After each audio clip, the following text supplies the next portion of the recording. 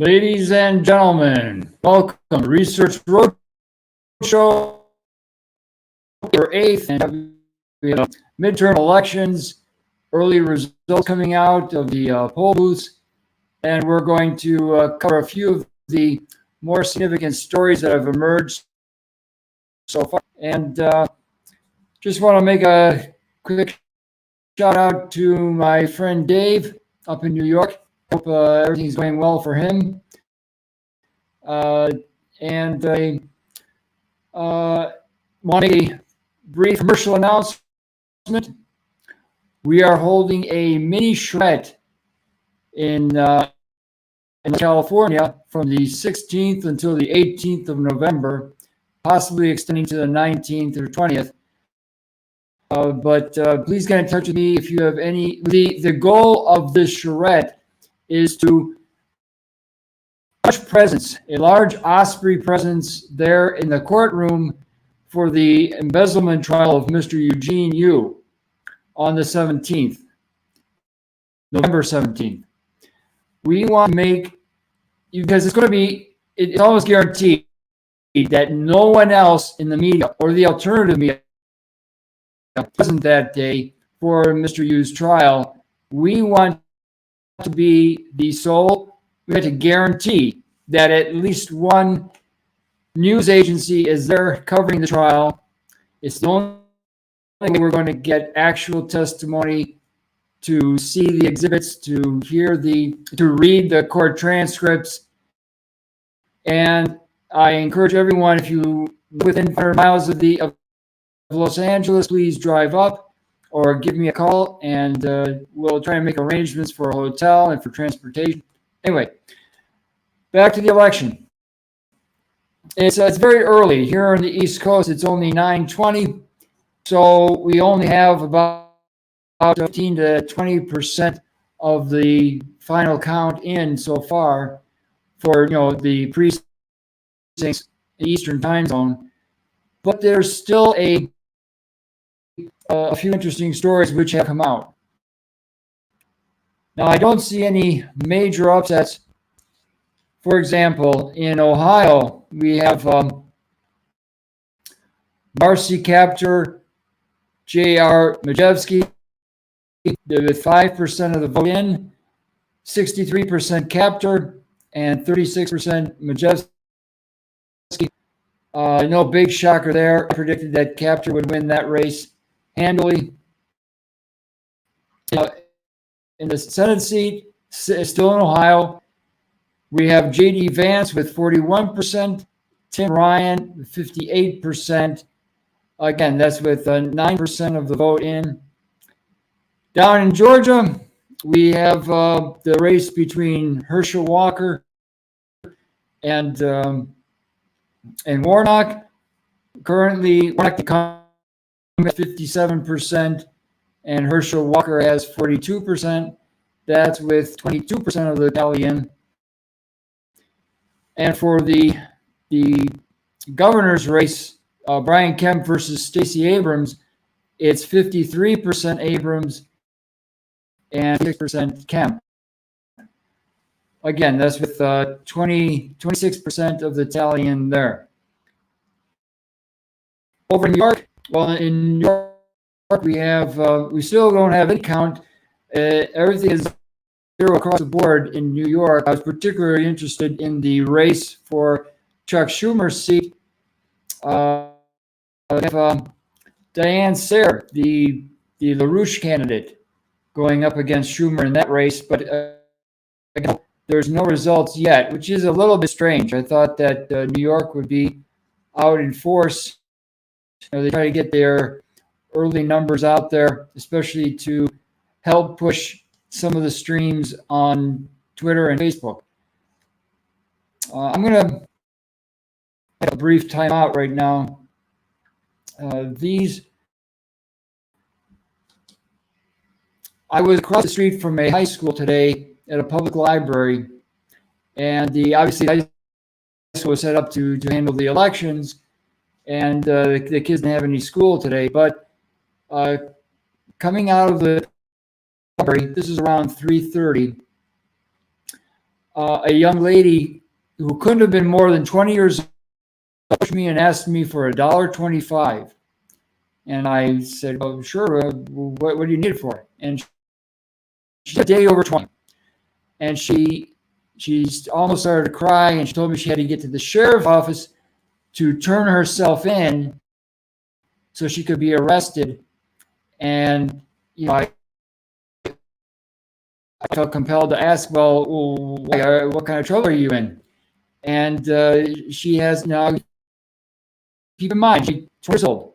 She already has one child, 3 years old, and she's expecting another child.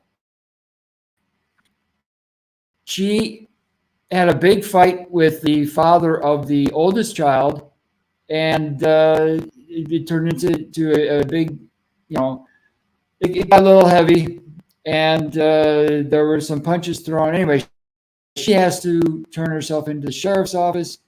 She's very afraid of it. But it was after I'd given her the money and she was on the phone with a friend of hers that I became very shy. That was important to the election. It occurred to me, listening to this conversation, that this is kind of the norm. Going out at night and raising hell and getting in trouble. Apparently, this friend of hers had already been in jail 2 times. This is normal for them. For me, growing up, when I was 20 or even 30, this was not normal. So in Atlanta, and I can't imagine it's very different up in New York or in Los Angeles, this is not normal. The kids should not be in this kind of situation where it's perfectly normal to go to jail for a month or two. None of the candidates that I just mentioned, with the exception of Diane Sawyer, none of the candidates has ever mentioned any of these problems. They talk about the usual budget deficits. They talk about, the usual things candidates talk about. They never talk about what their platform is for actually getting rid of some of these problems. And a big one is the drug running. Where are drugs? How are the drugs coming in? You've heard me talk about it since January at Neighborhood News.